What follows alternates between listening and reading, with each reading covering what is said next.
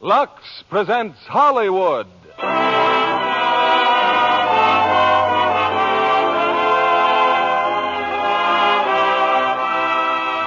Lever Brothers Company, the makers of Lux Toilet Soap, bring you the Lux Radio Theater, starring James Stewart, Donna Reed, and Victor Moore in It's a Wonderful Life. Ladies and gentlemen, your producer, Mr. William Keighley.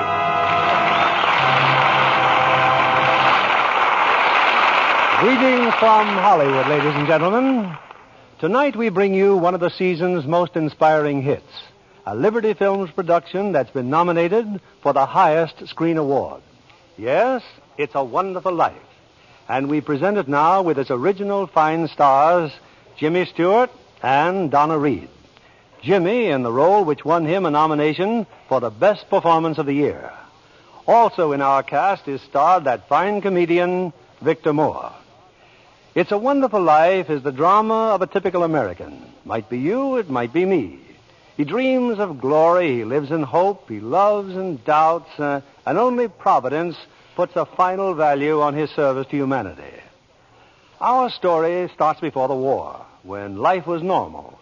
Shortages were generally unknown, and simple luxuries like Lux soap were abundant. I won't say that's the only reason people said it's a wonderful life, but I do know from the thousands of letters in our files that most of them said it's a wonderful soap. And they keep right on saying it day after day. In fact, the popularity of Lux soap is what makes it possible to present such entertainment as Frank Capra's great production, It's a Wonderful Life, starring Jimmy Stewart as George, Donna Reed as Mary Hatch, and Victor Moore as Clarence.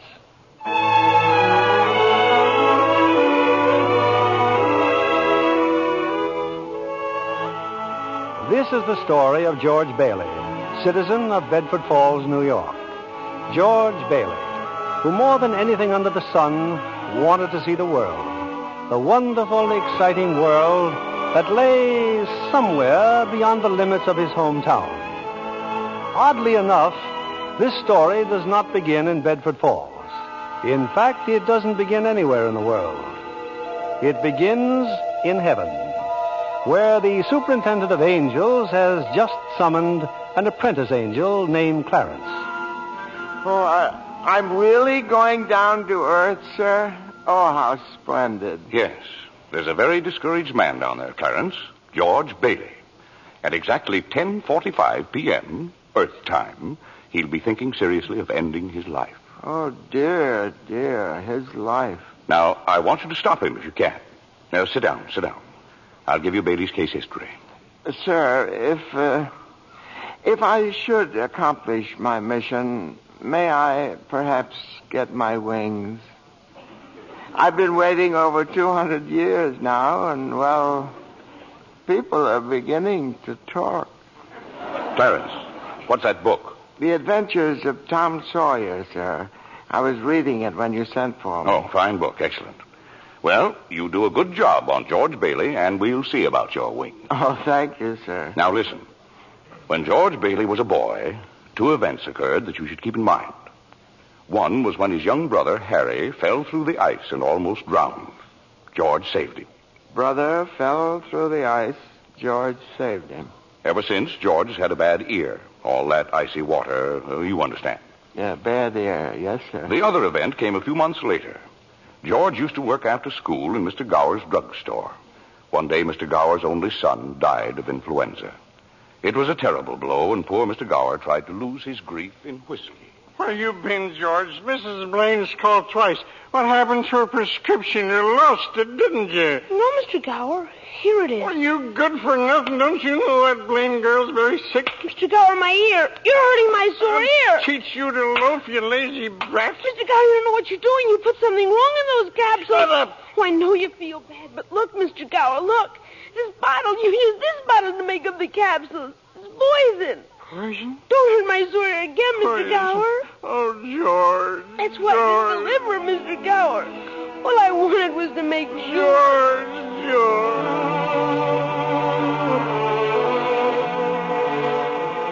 Well, Clarence, that was George Bailey as a boy. When he grew up, he wanted to go to college, but there just wasn't the money. So he worked 4 years in the Building and Loan Association. Building and Loan Association? Oh, I forgot to tell you. George's father was in the building and loan business. He and George's uncle, Billy. High ideals and low bank account. Anyway, George worked for his father and saved enough to see him through the university. That summer, though, he was going to Europe. Got a job on a cattle boat. Do a little traveling before college. Boy, oh boy, it's hard to realize it. My last night in the Bailey boarding house. Yeah, we're sure going to miss you, George. Oh, I'm going to miss you, too, Pop. Hey, what's the matter? You look tired. Oh, I had another tussle with old Henry Potter today. I thought when you put him on the board of directors, he'd ease up. Oh, so did I. I just can't understand a man like Mr. Potter. He can't begin to spend all the money he I has. guess Potter owns about everything he wants in Bedford Falls except our building and loan. That's why he hates us. Hey, George, can I borrow your tuxedo studs? Yeah, help yourself, Harry. Well, where are they, in your suitcase? I'm not taking a tuxedo on a cattle boat, you know. Say, where'd you get that suitcase anyway? Oh, Mr. Gower, going away present. And one of these days you're going to see that bag all covered with travel labels. Italy and Baghdad, Samarkand. Gonna have a pretty full summer, eh? I'm going to have a pretty full life. Hey, why don't you come to the dance tonight? What? I'd be bored to death. Well, you couldn't want a better death. Lots of pretty girls. Hey, I got to hurry. I wish we could send Harry to college with you, George. No, we've got that all figured out now, Pop. He'll take over my job at the building and loan and work 4 years like I did, and then he'll go. Well, he's pretty young for that job. Well, no younger than I was. Maybe you were born older, George. Huh? George, when you get out of college, I don't suppose you'd come back to the building and loan. Oh, no, Pop, I just couldn't. I couldn't face being cooped up the rest of my life in a shabby little office. I'm sorry, Pop. Now, I didn't mean that, but it's just this business of nickels and dimes. I'd go crazy. I want to do something big, something important. Well, in a small way, we are doing something important, George. In that shabby little office, we help people figure out how they can own their own homes. I know, Pop. I just wish I felt that but I just feel like if I didn't get away, I'd bust. You're right, boy. You get yourself an education, then get out of here. Oh, Pop, you want a shock? I think you're a pretty great guy. Well, thanks, George. I'm glad to hear it. Look, why don't you go on over to Harry's dance? You'd have a good time. Well, I don't know. Maybe it will drop in. Yeah, maybe it will at that. So George Bailey went to a dance. Is that important, Joseph? Why, it was at the dance he met Mary Hatch. Oh. And 3 hours later, he was walking her home. George and Mary were feeling pretty good, Clarence. As a matter of fact, wonderful. Buffalo girl, can't you come out tonight? Can't you come out tonight? Can't you come out tonight? Buffalo girl, can't you come out tonight? And dance by the light of the moon. Hot dog, oh boy, just like an organ. At least. Hey, you know something?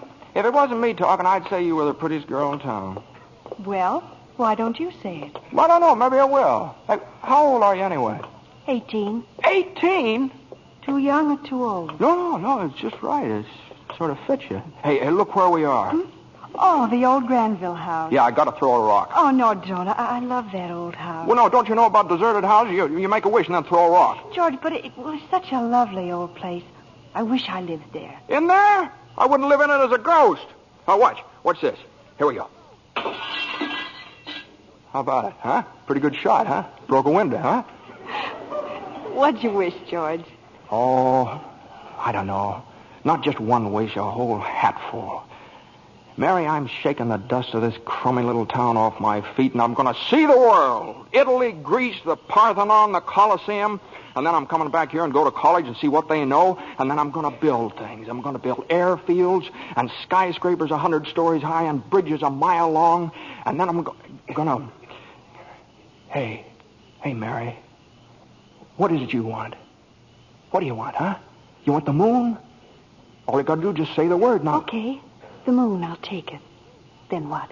Then what? Well, then you could swallow it. And it'd dissolve like an aspirin, you know.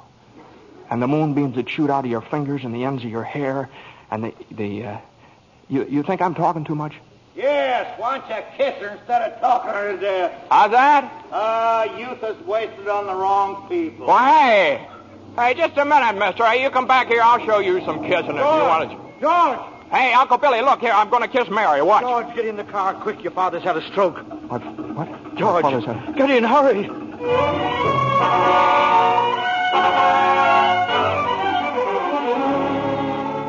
Well, George's father died that night, Clarence. So, of course, George couldn't go to Europe. But that fall, just as he was ready to leave for college, the directors of the building and loan had a meeting. They were going to appoint a successor to Mr. What was that you said, Mr. Potter? I said as long as Peter Bailey's dead, let's dissolve the building and loan. We don't need it. Now, wait a minute. Oh, you wait a minute. Peter Bailey was not a businessman. Ideals without common sense can ruin a town. What do we get? A discontented, lazy rabble instead of a thrifty working class. Hold on, Mr. Potter. I meant no disrespect, George, but... Oh, wait a minute there. Why my father ever started this cheap penny ante building and loan, I'll never know. But just remember this, Mr. Potter, this rabble you're talking about, they do most of the working and the paying and living and dying in this community. Well, is it too much to have them work and pay and live and die in a couple of decent rooms and a bath? Anyway, my father didn't think so. People were human beings to him. But to you, a warped, frustrated old man, they're cattle. Well, in my book, Mr. Potter, he died a much richer man than you'll ever be. I'm not interested in your book, George. I'm talking about the building and loan. You're talking about something you can't get your fingers on that's galling. That's what you're talking about. Well, this town needs this measly one-horse institution, if only to have some place where people can borrow a few dollars without crawling to you. Now, come on, Uncle Billy. What happened, George? Yeah, all we heard was a lot of yelling. Boy, you should have heard George. Yeah, they're in there voting us out of business. Oh, who cares? I can get another job. I'm only 41. 45. Well, you get out of here, George. You missed your boat trip. Do you want to miss college, too? George, we've just voted Potter down. We're still in business. Whoopee! We're still in business. But there's one condition, George. They've appointed you to take your father's place. Appoint me, but I'm going to college. Look, this is my last chance. Uncle Billy's your man. George, you've got to take it. They'll vote with Potter otherwise. They said so. They even...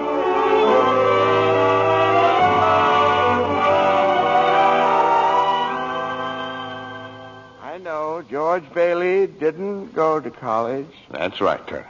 He gave his college money to Harry. Harry went instead. But what happened to that good-looking girl, you know, Mary? Oh, George saw her now and then. Not very often, though, because Mary went away to school, too. Anyway, George waited 4 years more for Harry to come back and take over the building and loan. He could still see the world. He planned to work in the oil fields, Venezuela. Except when Harry came home, he wasn't alone. There was a girl with him, his wife. George? Yeah, I'm out here on the porch, Mother. I just thought I'd get some air. Well, how do you like your new sister-in-law? Oh, she's swell. Looks like she can keep Harry on his toes. Yeah, I keep him out of Bedford Falls anyway. What do you mean? Well, Ruth's father, he's got a wonderful job for Harry up in Buffalo. Buffalo? Well, that means you can't... Yeah. George, did you know Mary Hatch is back from school? Hmm? Yeah. Nice girl, Mary. Mm-hmm. Oh, stop grunting. Oh. Give me one good reason why you shouldn't call on Mary. Well, Sam Wainwright. Sam's crazy about Mary. Well, she's not crazy about him. Well, now, how do you know that? Did she discuss it with you? Besides, Sam's away in New York. Oh, and all's fair in love and war. I see. Okay, Mother, I think I'll go out and find that girl and do a little passionate necking. Oh, George. Goodbye, Miss Bailey. By the way, do you want any books at the library? Library? George! George, you go and see Mary. Do you hear?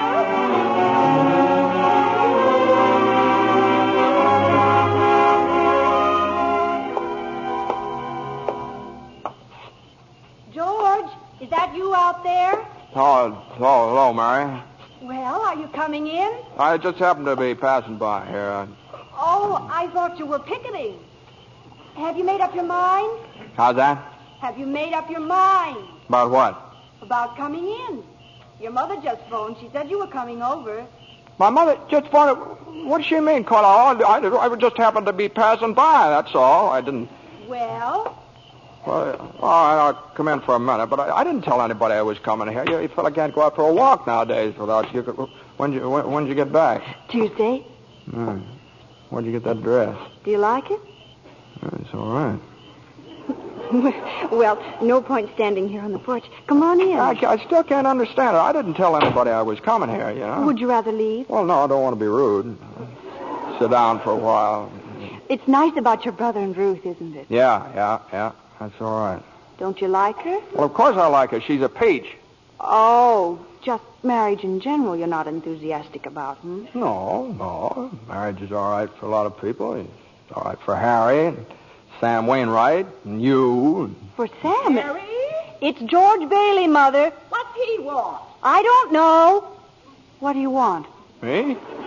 Not a thing. Not a thing, and I just came in to get warm. He's making violent love to me, Mother. You just tell him to go right back home. Sam said he'd call you tonight from New York, didn't he? I guess so. How about some music? Your mother needs... I didn't come here to... What did you come here for, then? I don't know. You're supposed to be the one with all the answers. You tell me. Oh, why don't you go home? I don't know why I came here in the first place. Good night. Good night. The way you're shouting, you'd think that... You'd think what? All right, I'll get it. George, on your way out, would you mind turning off the phonograph? I'd be very happy to. Doggone crazy song. Hello? Sam? Mary, gee, it's good to hear your voice. How are you, Sam? I forgot my hat. Hee-haw. What? Oh, I was just talking to an old friend of yours, George Bailey. Oh, Mossback George? Old Mossback George. Well, put him on. I'll talk to him, too. Wait a second. George. He doesn't want to speak to George. He does so. He asked for him. Why'd you call me? Because if I'm in a hurry. Sam wants to talk to you. Oh. Hiya, Sam. Hey, fine pal you are, trying to steal my girl. What do you mean? Nobody's trying to steal anybody's girl. Here, Mary, take the phone. No, wait, George. I want to speak to you both. Tell Mary to get in the extension upstairs.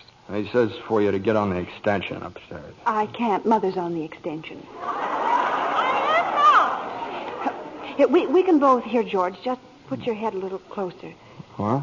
There, that's better. We're listening, Sam. Well, I have a big deal coming up that's going to make us all rich. George, you remember that time you told me about making plastics out of soybeans?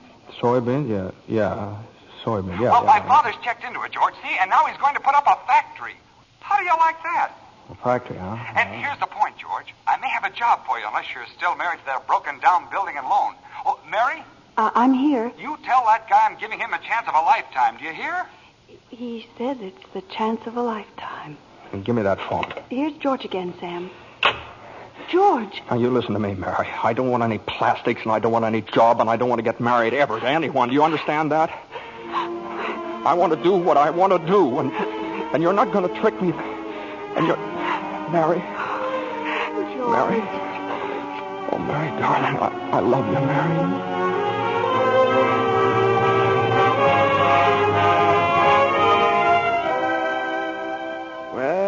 Well. So George Bailey and Mary Hatch were... Yes, George and Mary were married.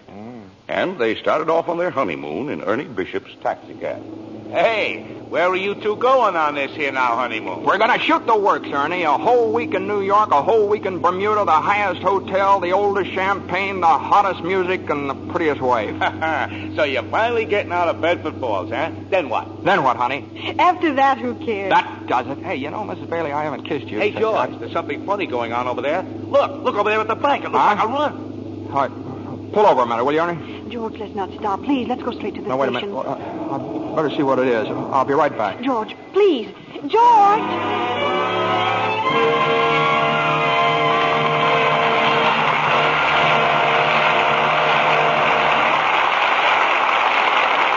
In a few moments, we'll return with the second act of It's a Wonderful Life, starring James Stewart, Donna Reed, and Victor Moore.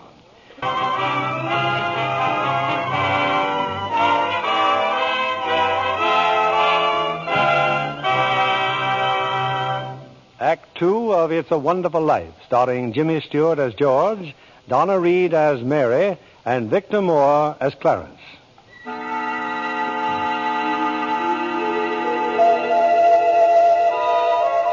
Well, we're back in heaven again, where the superintendent of angels is reviewing the case history of a mortal named George Bailey. Clarence, the apprentice angel, is very eager to depart on his mission to the earth. Poor George Bailey. Oh, he's certainly in desperate trouble, Joseph. I'll go to him at once. Now, you sit down, Clarence. Sit down. We're nowhere near the point where George Bailey's thinking of taking his life. We're not? Now, where were we? Oh, yes. George and Mary had just started out on their honeymoon when they ran smack into the financial panic of 1932. In the waiting room of the building and loan, 100 frantic people were clamoring for their safety. Hey, what's going on, Uncle Billy? What's happened to all those people out there? This is a pickle, George. All I know is the bank called our loan an hour ago. I had to hand over all our cash. Holy mackerel. Whole town's gone crazy. Bank's in the same spot we are. Our charter, too. What about our charter? Our charter says we have to stay open until 6 p.m. The state can take away our license if we don't. How can we stay open till 6 without any money? George, where are you going? Out to talk to those people. Come on. Now, please. Now, please, folks. Now, just a minute. Just a minute. Now, please. How about our money, George? Where's our money? Now, come on. Now, please. Wait a minute. Now, listen to me. Now, you're thinking of this place all wrong. Your money's not here. Wait a minute. Now, let me tell you, your money's in people's houses. In the Kennedy house, in the McLaren house, and in your house, and 100 others. Now, what are you going to do? Foreclose on them? I got $240 in shares. Now, let me have it. All right, Charlie. Now, you'll get your money in 60 days. 60 days? Well, now, look, that's what you agreed on when you bought your shares. I got my money! Yes! Old man Potter's taking over the bank. He'll pay you 50 cents on every dollar. Then let's take our shares to Potter. Half is better than nothing. Now, wait a minute, please, folks. I beg of you not to do this. If Potter gets hold of your shares, he'll be owning this building and loan. And he's got the bank, he's got the bus line, he's got the department stores, and now he's after us because he wants to keep you living in his shacks and paying the kind of rent he decides to charge. Now, we can get through this thing all right, but we've got to stick together. We've got to have faith in each other. My husband's out of work. We need money. I've got doctor bills to pay. I can't feed my kids on save. How much do you need? You still got some money? Hey, Mary. Here it is, George. You told me to hold on to it. Would have made a nice honeymoon. Bought furniture, too. Hey, now, wait a minute, folks. Listen. I've got $2,000. All right, Charlie, how much do you need? $240. No, Charlie, now listen, just enough to tide you over. I said $240. Okay. Uncle Billy, give Charlie $240. All right, Ed. Now, how much just to get by on? $20, I suppose. Now you're talking. Now, Mrs. Thompson, how about you? $20 will do me. Good. $20. Uncle Billy, pay it back when you can now. Pay it back when you can. All right. Who's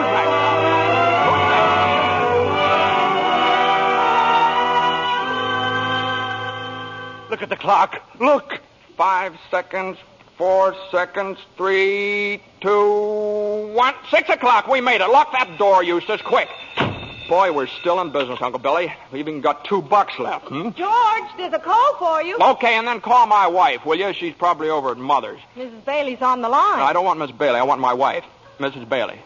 Mrs. Bailey, that's my wife. Give me the phone, will you? Hey, Mary, listen, Mary, I'm sorry. Come home? Well, what home? Well, 323 Sycamore. Well, whose home is that? What? Well, Mary, how can I... Well, sure, all right, sure, I'll be there. Clarence, guess what 323 Sycamore was? His mother-in-law's house, huh? Oh, no. Number 323 Sycamore was the old Granville house, the one George threw rocks at and made wishes. Yes, sir, that's where they spent their honeymoon. That's where they started housekeeping. They were still living there 2 years later when old man Potter asked George to stop over at his office. Sit down, George. Sit down, do. Have a cigar? Well, thank you, sir. George, you're a young man, married, making, say, $40 a week at the building and loan. 45. 45. Now, if you were some ordinary yokel, I'd say you were doing fine. But George Bailey is intelligent, ambitious. He hates the building and loan almost as much as I do. He's been dying to get out of town ever since he was born, but he's trapped. Trapped into frittering his life away playing nursemaid to a lot of garlic eaters. Do I paint a correct picture, George, or do I exaggerate? Well, what's your point, Mr. Potter? My point is that you're the only man in town who has licked me. George, I want to hire you. Manage my affairs. I'll start you off at $20,000 a year. $20,000 a year?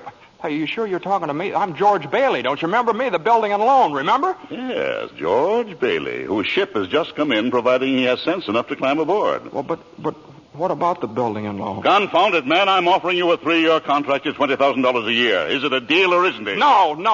The answer's no, doggone it. If you offered me $1 million to stay around this town and play stooge to you, the answer'd still be no. Now, let me alone. Don't bother.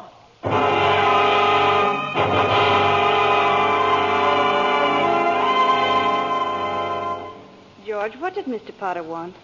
Oh, it's nothing. He just talk. It's nothing. Oh, gee. Mary Hatch. Mary, why in the world did you ever marry a guy like me anyway? To keep from being an old maid. I was going to see the world. I was going to build things. I was going to give you the moon. What have I given you? What have I given you? Not even a new dress, not for months. Gee whiz, I feel awful. So do I. Mornings especially. I could have married Sam Wainwright, anybody else in town. I didn't want to marry anybody else. I want my baby to look like you. No, you didn't even have a honeymoon, and I promised you that you what? My baby. Hey, Mary, you mean you're on the nest?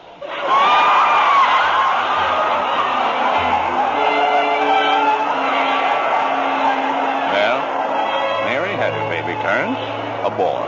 You don't say. Then she had another one, a girl. Well, what do you know? Night after night, George had come home late from the office. Things weren't good with the building and loan. Potter was really bearing down on him. Then came the war. Mary had another baby by then. Oh. But she still had time to help out in USO. Uncle Billy sold war bonds. And George's brother Harry became a real hero. Shot down 15 planes. But George, what about George? Well, George was 4F his bad year. He was an air raid warden. On VE Day, he wept and prayed. On VJ Day, he wept and prayed again. We're getting pretty close to today, aren't we, sir? Yes, Clarence. You now know almost everything you have to know about George Bailey, except what happened that finds him down there at this moment, wanting to die. Well, sir, well? Well, today's the day before Christmas, Earth time. George is pretty excited. Hey, Tilly! Eustace!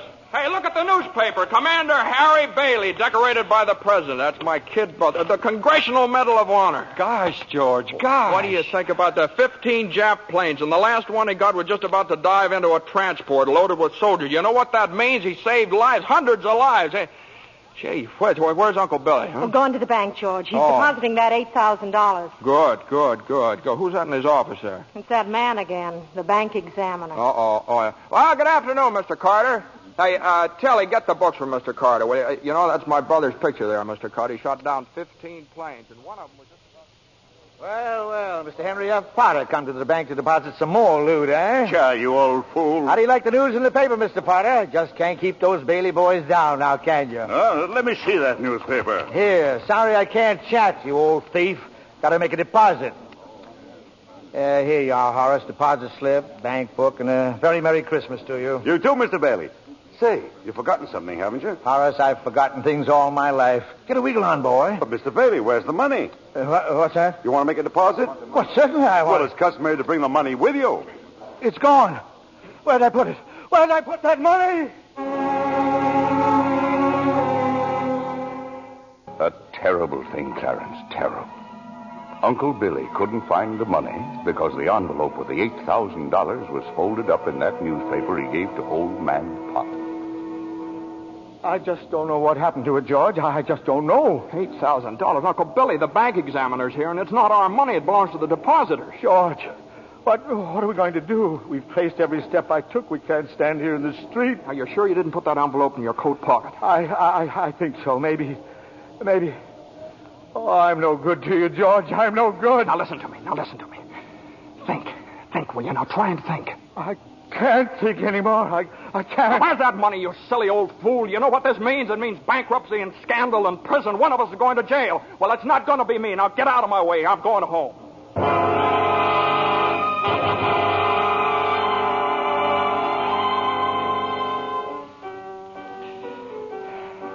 George, dear, what's wrong? You haven't said a word since you came home. Oh, well, that banging on that piano. Does she have to just keep playing that same piece over and over and over and over again? I have to practice for the Christmas party, Daddy.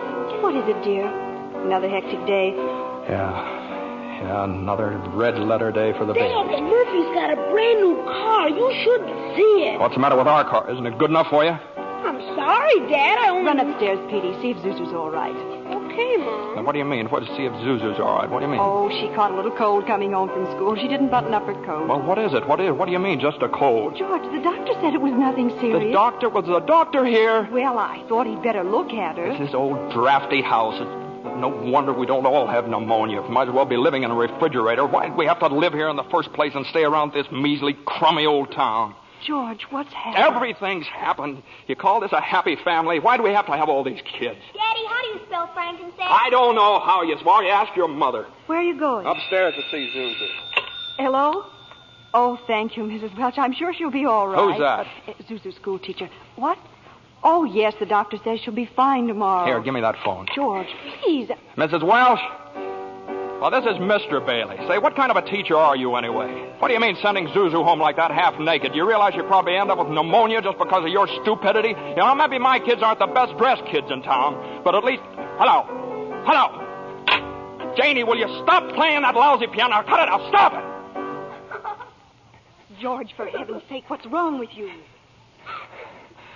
I'm sorry. Janie, I'm sorry. Mary,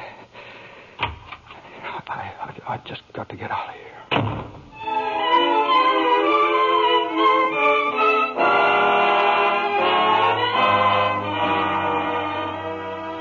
So that's it, George. You're short $8,000 in your accounts, eh? Oh, please, Mr. Potter, I'll pay any sort of a bonus if you still want the building and loan. You say it was lost. Have you notified the police? No, sir, I haven't done that yet. Harry's home. Oh, I come to me. What about your good friend, Sam Wainwright? I can't get a hold of him. He's in Europe.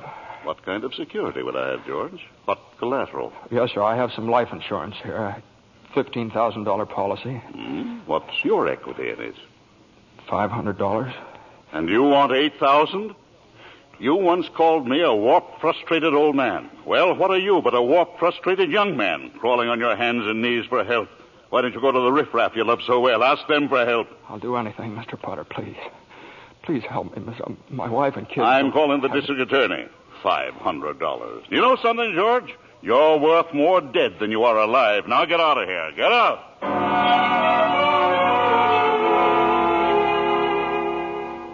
And all the time, Potter had the $8,000 in his desk drawer. It's still there, Clarence. But where's George, sir? Where? Well, he went over to Martini's Cafe. He's had a couple of drinks, Clarence. He's just standing there, sort of in a daze. Oh, God. Dear Father in heaven, I'm not a praying man, but if you're up there and you can hear me, please show me the way. I'm at the end of my rope. Show me the way, God. Mr. Bailey, you all right? Don't drink anymore, Mr. Bailey. Please, you don't feel good. Bailey? Did you say Bailey? Which Bailey? This gentleman is Mr. Bailey, George Bailey. George Bailey, huh? And the next time you talk to my wife like that, she'll get worse. It isn't enough she slaves teaching your stupid kids how to read and write. You got to ball You get out of here, Mr. Welch. You hit my best friend. Get out. All right, Mr. Bailey, you okay? Who's that? Mr. Welch, but don't worry. He don't come in this place no more. I'll get something for your face. It's bleeding. I'm all right. Please don't go away, Let me Mr. alone. Bailey. Please don't go away.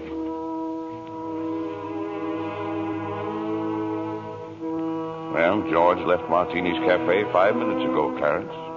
He's at the river now, on the bridge, looking at the water. Are you ready, Clarence? All ready, sir. Very well. Save George Bailey's life, and you'll get your wings. My wings. Oh, thank you, Joseph. George! George Bailey! Get away from that bridge! You hear me? George!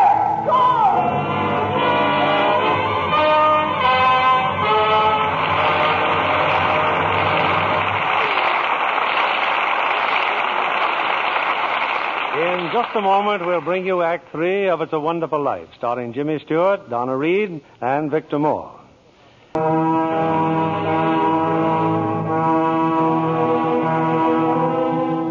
Numb with despair, convinced, as Mr. Potter said, that he's worth more dead than alive, George Bailey stands on a bridge, staring at the dark and frigid waters below. Suddenly, there's a splash.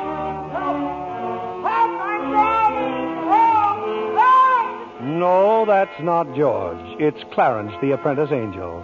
And there goes George in after him. It's a few minutes later now, and in the bridge-keeper's shack, George and Clarence are drying off.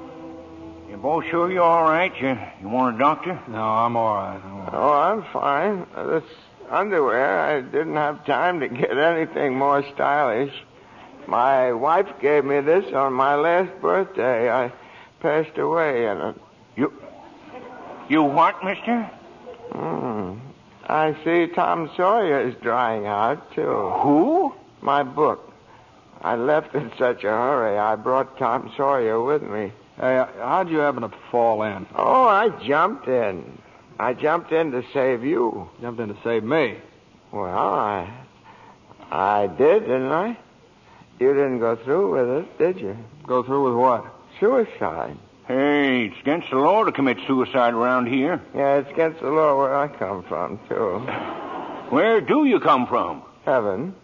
Oh, that's very funny. Your lips bleeding. Yeah, I got a bust in the jaw in answer to a prayer. Oh, no, George. I'm the answer to your prayer. Hey, how'd you know my name? Oh, I know all about you. Well, who are you supposed to be, anyway? Clarence Odbody, AS2. Clarence Odbody. What's the AS2 for? Angel, second class. Hey, I'm getting out of here. You may not need a doctor, but I do. Cheerio, my good man. Hey, look here. Why'd you want to save me? Because I'm your guardian angel, George. Oh, I see. Uh-huh. Well, you look like about the kind of an angel I'd get. What happened to your wings?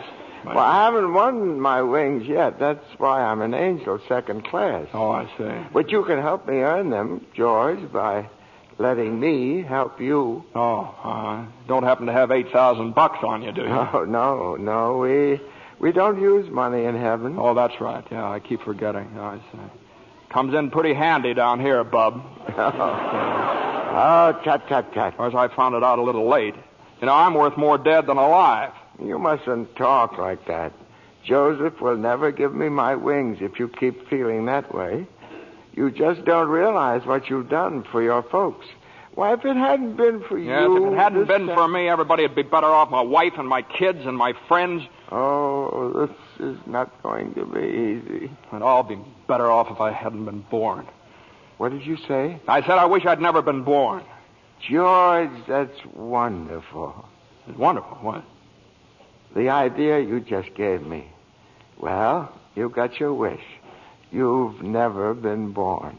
I've never been born? Exactly. No worries, no $8,000 to get, nothing.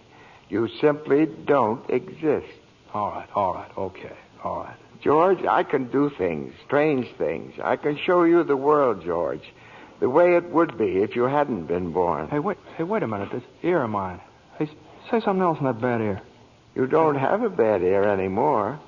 Oh, I don't think you're concentrating. Oh. Don't you see? You're not the George Bailey you think you are.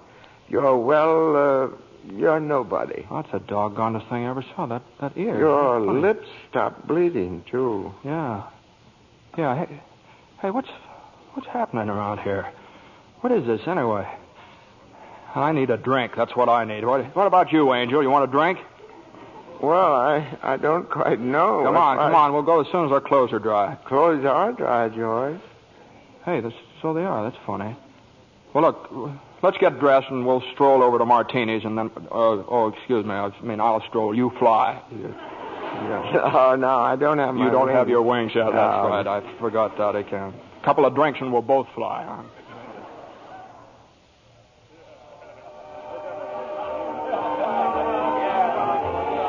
What'll you have, fellas? Hey, where's the boss? Where's Martini? Look, wise guy, I'm the boss, see? Okay, well, double scotch, quick, will you? What's yours? You know what I just love? Some mulled wine. Huh?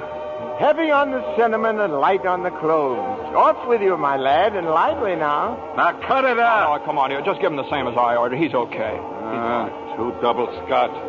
What about this place? It's all changed. All of Bedford Falls has changed. You're having your wish, George. You've never been born. Oh, there'll be lots of things you've never seen before. Oh, good. Somebody just made it. Made what? Every time a bell rings, it means some angel's got his wings. What'd you say? Look, Clarence, I don't think you better talk about angels around here. Don't they believe in angels? Oh, yeah, they believe in them, but it's just a little Well, then thing. why should people be surprised when they see one? Don't mind him, bartender. He's just a little fella. He just never grew up. And how old are you anyway, Clarence? Well, next May, I'll be 293. That does it. A couple of pixies, huh? Go on, get you. Hear me, get. Where's Martini? Will you Stop tell me? asking about Martini. Ain't here any... Hey, you. Rummy, didn't I tell you never to come panhandling around here? George, look. Hey, it's Mr. Gower. Mr. Gower. Listen, Mr. Gower, don't you know me? This is George Bailey. You buy me a drink, mister? Just one drink, will you, mister? Pinky! Yeah, Nick. Throw the rummy out. Oh, no, please. Hey, bartender, that's Mr. Gower, the druggist. That rumhead spent 20 years in jail for poisoning some kid. If you knew him, you must be a jailbird yourself. Pinky, here's 2 more. Get him out of here. Well, get up, George. Good thing he threw us in a snowbank, huh? Where's Mr. Gower? Mr. Gower doesn't know you, George. You see, you weren't there to stop him from putting poison into that prescription. Hey, what do you mean I wasn't there? Look, tell me, what are you? Are you a hypnotist? George. Look, well, why am I seeing all these strange things here? Don't you understand? It's because you were not born. Well, if I wasn't born, then who am I? Nobody. You have no identity. What do you mean I have no identity? No papers, no driver's license, no 4F card, no insurance policy. Zuzu's bell. What? Zuzu's bell. I bought my little girl a bell to hang on the Christmas tree, and I forgot to give it to her. I've got it in my... It's gone. It's gone, too. Everything's gone. But you've been given a great gift, George. A chance to see what the world would be like if you'd never been born. You're crazy. You're crazy as a bedbug, and you're driving me crazy, too. Now, look, I'm going home to my wife and family. Do you understand that? And I'm going home alone. Better not leave him alone, Clarence. Keep following him. Joseph, I'll stay near him, sir. Poor George. He's seeing Main Street now the way it'd be if he hadn't lived. The thing that's really shocked him, sir, is the building and loan office. Know what's there now? Pawn shop. What's he doing? Can you see? He's talking to Ernie Bishop, the taxi driver. He wants to go home. You better tag along, Clarence. Oh, I will, sir. I will. Come on, step on it, will you, Ernie? Get me home. I'm off my nut. Where do you live, buddy? Oh, now, doggone it, Ernie. Don't you start pulling that stuff on me. 323 Sycamore. 323 Sycamore. Yeah, hurry. I'll put his Zuzu's sick. Okay, buddy. Hey, look, Ernie, I don't know what's happened. I'm going crazy or something. I got some bad liquor. Now, look, tell me this now. You're Ernie Bishop, right? And you live with your wife and kid down You seen my wife? What do you mean? I've seen your wife. I've been in your house 100 times. What do you... We built it for you, didn't we? My wife took the kid and ran away 5 years ago, and I ain't never seen you before in my life, see? Okay, Ernie, okay. Just step on it. Get me home.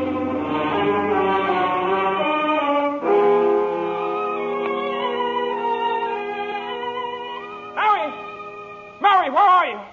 Janie, Petey, Zuzu. Zuzu, where are you? This is just an old abandoned house, George. You have no wife, no children. Where are they? What have you done with them? Hey, I'll bait that thing. See, I told you. All right, up with your hands. Oh, Bert the cop. Thank heaven you're here. Now, look, why don't you be a good fella and I'll take you to a doctor. Bert, listen to me. What's the matter with you guys? Now, listen, it's that fellow there. He says he's an angel. He tried to hypnotize me. I hate to use my nightstick, but I guess Ow! Run, George, run. He can't hit you while I'm biting him. George, run. My teeth aren't what they used to be. Joseph, help! Joseph! Where'd they go, Ernie? Where'd they go? I don't know. They just disappeared.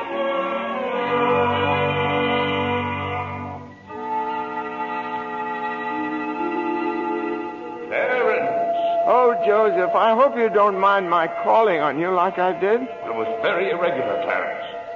You're by yourself again. Where's George? He's at his mother's house, sir. Well, if George hasn't been born, he has no mother.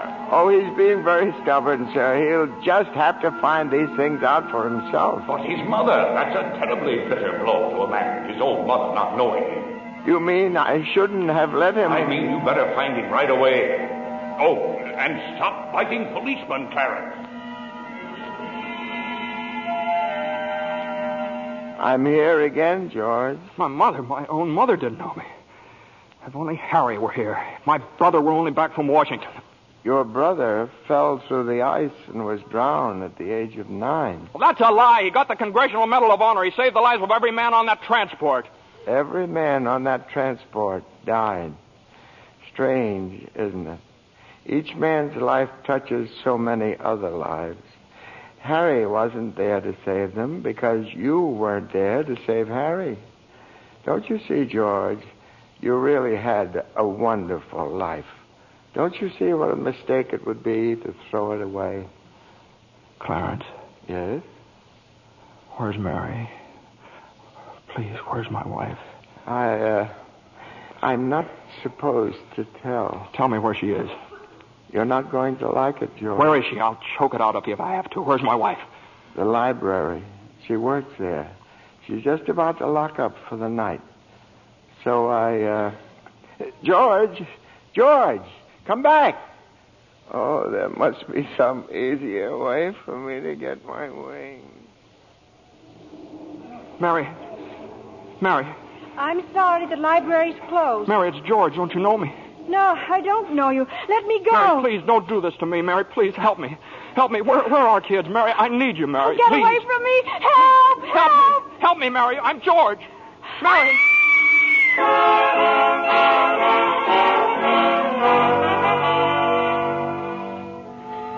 Clarence. Oh, where is he, Joseph? Where's George? I'm afraid I've lost him, sir. You knew you shouldn't have let him try to see Mary. Now they're after him, a mob. They think he was trying to hurt her. Joseph, I won't even get one wing, will I? You have one more chance, Clarence. Get over to the bridge by the river.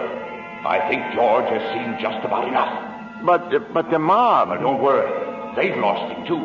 Now, hurry up. Oh, thank you, Joseph. Thank you. Clarence, where are you? I'm here, George. Help me, Clarence. Get me back. I don't care what happens to me. Only get me back to my wife and kids, please. I want to live again. Oh, thank you, George. Thank you, boy. I want to live again, please. Oh, God, please let me live again. George? Is that you down there, George? Now, get out here, Bert. Get out here. You come in any closer, I'll let you have it. What the hell are you yelling for, George? Come on. George, Bert, do you know me? No, I've been looking all over town for you. Where you been? Hey, Bert, I'm alive again, Bert. You sure you're all right? Hey, your mouth's bleeding. It is. Hey, my mouth's bleeding. Bert, look at the blood come out of there, would you? And where's Zuzu's Christmas bell, Bert? I had it right in my pocket. Here it is. Hey, it's in my pocket. What do you know about it? Hey, Merry Christmas, Bert. Well, Merry Christmas. Get in the car. I'll drive you home. You will, Bert? We'll do that. And turn the siren wide open, huh? Merry Christmas, Bedford Falls. Hey, Merry Christmas, old building and loan. Merry Christmas, Mr. Potter. Yippee! Come on. Hey, Bert, come on in with me, huh? What are these people, these reporters? Hey, Merry Christmas, reporters. Hey, Mr. Bank Examiner, Merry Christmas. Mr. Bailey, there's a deficit. I know, $8,000, I'll bet, huh? George, I've got a little paper here. I'm sorry. I bet it's a warrant for my arrest. Isn't that wonderful? Merry Christmas. Hey, where's Mary, you know? Look at this wonderful old drafty house. Shouldn't it have you seen my wife? Where's Mary? Mary! Merry Christmas! Kids! Hey, kids! Janie! Petey! Hey, I could eat you up. Where's your mother? She went looking for you, Daddy, with Uncle Billy. Oh, Daddy? Zuzu, my little ginger snap. How do you feel, huh? Fine, Daddy. Not a snitch of temper. Not a snitch of temper. Hallelujah! George, darling. It's Mommy. Mommy's home. Mary. George, where have you been? Mary. George, Mary, now, look, just let me touch you. Oh, you're real, Mary. Oh, you've no idea what happened to me. You've no idea what's happened either. They're on their way here. Who's on their way? Oh, the police department? The FBI, the National Guard? I'm alive again, Mary. Oh, listen, Mary, I'm alive again. Oh, yes, darling, yes. Now close your eyes and come on downstairs. What is it? Can't open my eyes yet, Mary? What's going on here? Now keep your eyes closed. Now, I'll just walk you over here by the Christmas tree and... Well, the people, I hear lots of people. What is it? Lots of people. Just 1 minute now. We're all ready, Uncle Billy. Come in, everybody. George, look! Just look. Uncle Billy. Money, George. A laundry basket filled with money. Money for you. Mary did it, George. Mary. I don't understand. What money? What? People heard you were in trouble, darling. These people, your friends, they've collected this money for you. The $8,000. Charlie. Hey, there's Martini. Mr. Gower. Hey, how are you, Mr. Gower? Mrs. Thompson, Ed, Tom, everybody. None of us would have a roof over our heads if it wasn't for you, George. Gosh, this is wonderful. Hey, Mary, look who's coming in. Mother. Hi, Mother. Hey, and Harry. Got Mary's telegram, George. I flew in as fast as I could. Hey, everybody, a toast. How about a toast? Oh, good idea, Ernie. A toast to my big brother, George, the richest man in town. Daddy, my Christmas bell. You didn't forget. Forget? Here, honey. Here's your bell. Daddy. Darling, what's this on the table here? This book? The Adventures of Tom Sawyer. Lord, there's something written in it. Dear George, remember no man is a failure who has friends. Thanks for the wings. Love, Clarence. Clarence?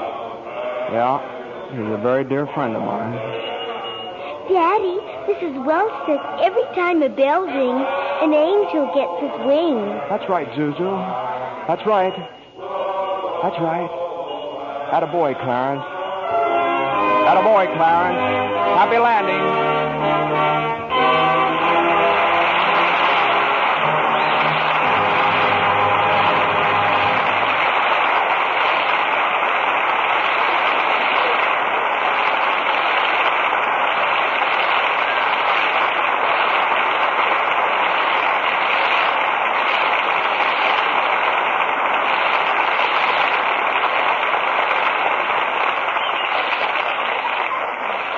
It's a wonderful life so long as we can have such fine performances as we enjoyed tonight.